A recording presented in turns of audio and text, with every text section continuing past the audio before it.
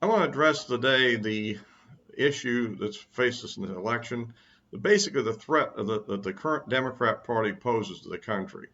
I think if anybody took a little bit of a look at the House Judiciary Committee hearings with Attorney General Barr uh, yesterday, I think you begin to see the kind of government we would have if the Democrats were to get total control of the federal government, presidency, Senate, and House.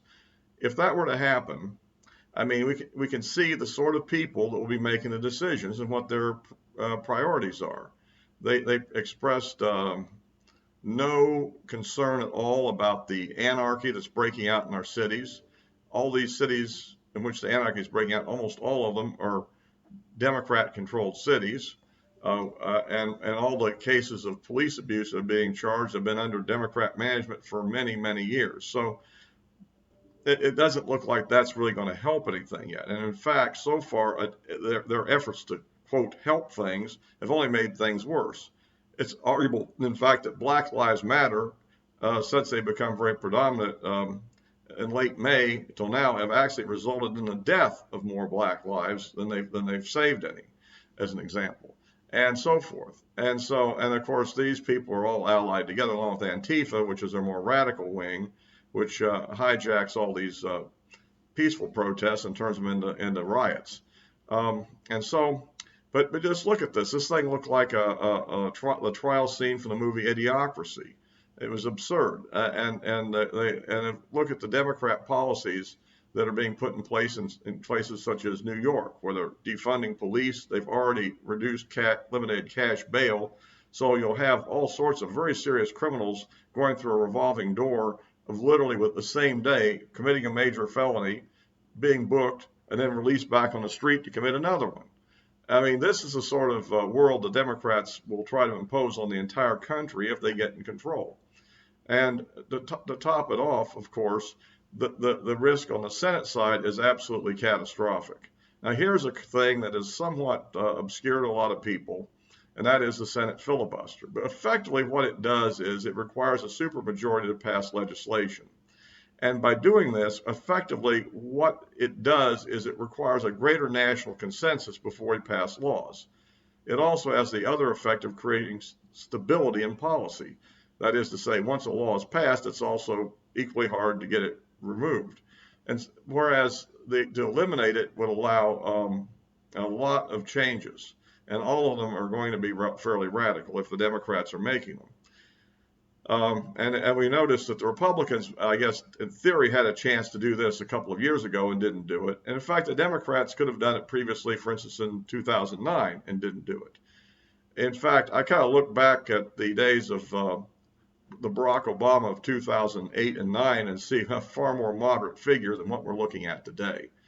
What is available and understandable is that the number of members on the Supreme Court, and in fact the existence of all the other courts and their memberships, are all basically set by legislation, which means that if you don't like the way the 5-4 majority is going on the Supreme Court, once you eliminate the filibuster, all you have to do is just create a new seat or two and then fill it with somebody who agrees with you. And then they go a little, and the Democrats seem to be very good at picking people that agree with them, much better so than the Republicans seem to. The next thing you have to look at is, well, what about states? Well, states are admitted by a majority vote of the Congress, and so when you eliminate the filibuster, it only takes 50 votes plus the vice president to admit a new state. And of course, the states are going to admit are obviously going to be ones that will give them 2 new senators with a high degree of probability. It's conceivable they might goof up, but, don't count on it. And then finally, of course, the issue of immigration. I mean, they would be free to pass legislation that would legalize all the illegal immigrants in the country and allow others to come in at any rate they should so chose. So the result of which would be the idea to try to create a permanent Democrat majority situation in which they would simply rule the country with an iron fist. And you can see the kind of arrogance that you see, for instance, on this Judiciary Committee, the kind of people they are and the kind of things they would do. add to it people that are not on the committee who are also influential, such as our friend AOC, you begin to get an idea of what it would be. On top of that, let's be blunt, a lot of their policies are really bad for the country. They're bad for our standard of living. Uh, they're really misguided. A lot of them are just flat out wasteful. And so the result would be definitely a declining United States if they're able to implement this policy, and one for which there will probably be no recovery in the foreseeable future. To say what might happen in the long term, that's hard to tell. I mean, after all, let's just say that these kind of cycles can last a long time, typically a generation. And so, well, for the younger people, I guess you can look forward to that when you're maybe my age. But as to the older people, it probably won't happen in your lifetime.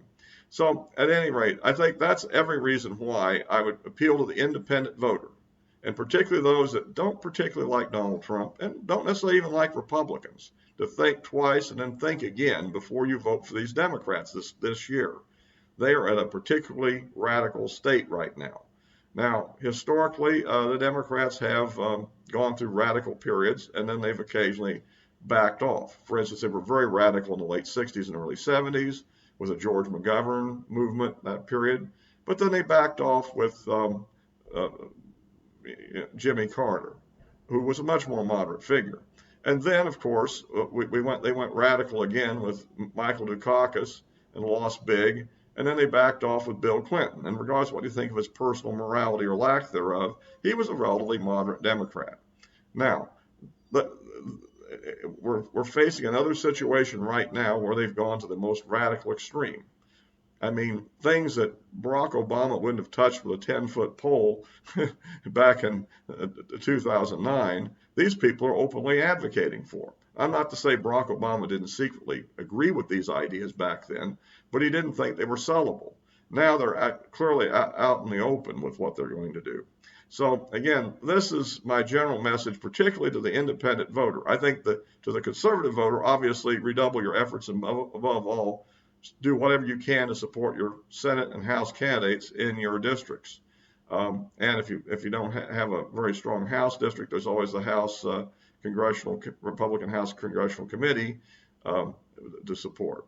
Or just pick out a favorite individual in another district or state.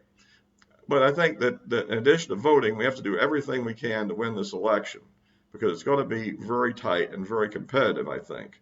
There is a lot of hope in spite of these absurd polls, which I've already addressed polling in a previous video. And of course, the polls fluctuate. For instance, today the Rasmussen is at 45 approval for Trump and 54 disapproval, which is different than the 49-49 number we had last Friday. And this will vary back and forth in a range due to sampling and other factors. But in general, I think that the situation is still winnable, but we need to be very active this year. Well, that's my message for today, and good luck.